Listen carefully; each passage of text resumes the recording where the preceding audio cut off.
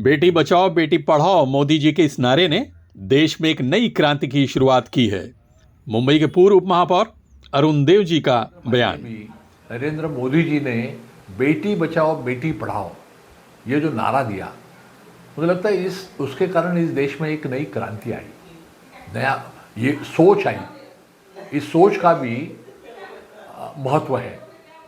मुंबई के पूर्व उप महापौर और जनता कल्याण केंद्र के अध्यक्ष अरुण देव जी ने अंतर्राष्ट्रीय महिला दिवस के अवसर पर जुहू इलाके में एक कार्यक्रम का आयोजन किया, जिसमें उन्होंने महिलाओं को गुलाब के फूल देकर और वहां से आने जाने वाले कारीगरों, मजदूरों और कामगारों को नाश्ता वितरित करके महिला दिवस की खुशियां मनाई।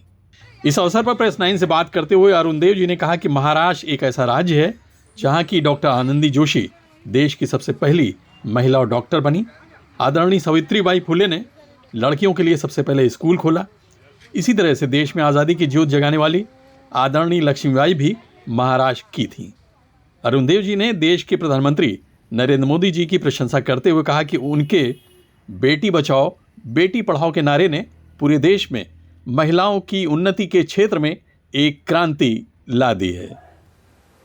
और इंटरनेशनल महिला दिवस के अवसर पर एक तो पहले सबको मैं शुभेच्छा देता हूँ। आज का दिन बड़ा महत्व का है, बड़ा इम्पोर्टेंट है। लेकिन अपने दृष्टि से ये जो महिलाओं का है, भारत में तो रानी लक्ष्मीबाई से लेकर आज़ादी की लड़ाई महिलाओं ने शुरू की। पहली महिला डॉक्टर जो थी, डॉक्टर आनंदी जोशी, वो इस महाराष्ट्र की थी, इस धरती की थी। यानी हमारे दृष्टि से महिलाओं का जो सम्मान है, उनका जिसको कहते हैं एम्पावरमेंट है, वो आज कोई नई बात नहीं है। लेकिन आज के नए युग में, टेक्नोलॉजी के युग में, आज महिलाओं हर स्तर पर सहभागी है। लेकिन महाराष्ट्र की जब बात करते हैं, महाराष्ट्र एक ऐसी भूमि है कि पहली स्कूल शुरू करने वाली भी सावित्रीबाई फुले इस महाराष्ट्र की थी। यानी मेरे दृष्टि से आज़ादी की लड़ाई हो, पहली महिला डॉक्टर हो, पहला स्कूल हो, इस महाराष्ट्र से ही शुरू हुआ है।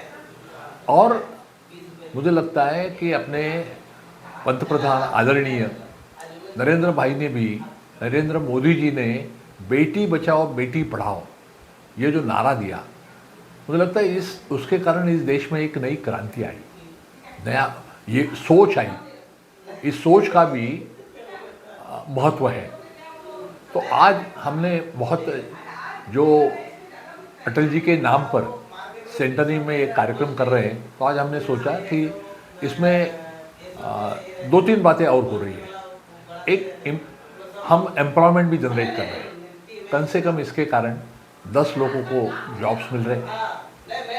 फुल टाइम जॉब नहीं है, लेकिन पार्ट टाइम जॉब मिल रहा है। एक अच्छा नाश्ता हम दे रहे हैं। और आने वाले लोग सब गरीब तबके के हैं। महानगर पालिका की जो काम करने वाली महिलाएं हैं, कॉन्जर्वेंसी का जिसको हम कहते हैं, स्वच्छता, पूरी स्वच्छता मुहिम जिनके ऊपर मुंबई की ऐसी बाजू में हमारी म्यूनसिपल चौकी है, गैरेज है, सिक्योरिटी में काम करने वाले लोग हैं, लेबर है, इस प्रकार से लोगों को। और हमारी कल्पना ऐसी ही है कि मुंबई में ऐसे 8-10 सेंटर शुरू करेंगे जल्दी। इसमें हम और लोगों को भी जोड़ेंगे। तो काफ़ी चैलेंजिंग काम है। बहुत इसलिए कि इतने लोगों को पिछले 2 महीने से करीब 2 महीने या इससे ज़्यादा हो रहे हैं, तब से आप लगातार बांट रहे हैं लोगों को। इसमें लोगों का सहयोग भी है। और आज मैं आपको विशेष ये बात बताने वाला हूँ, मेरी जो मामी है अर्चना पंडित, आज उन्होंने कहा कि मेरी ओर से आज आप ये महिला दिन के विशेष में, तो उनका भी सहयोग है। तो अलग अलग लोगों का सहयोग भी इसमें आ रहा है। तो मेरी अपेक्षा ऐसी है कि, और मुंबई शहर में हमेशा बताता हूँ लक्ष्मी का शहर है, इसमें कोई ये नहीं, तो बहुत अच्छी तरह से ये योजना चलेगी। वापस एक बार आज के महिला दिन पर मैं उनको सबको हार्दिक शुभेच्छा देता हूँ। और अरुण देव जी की ये संस्था स्वर्गीय अटल बिहारी वाजपेयी के इस साल के जन्मदिन से हर रोज अक्षय अन्नदान योजना के अंतर्गत जुहू इलाके में 150 से 200 लोगों को नाश्ता बांट रही है। महिला दिवस के इस कार्यक्रम में समाज सेविका श्रीमती भारती और वरिष्ठ पत्रकार घनश्याम मौर्य भी मौजूद थे। जनता कल्याण केंद्र सेवा तर्फे आमचं सर्वांचं स्वागत केल्याबद्दल थँक्यू।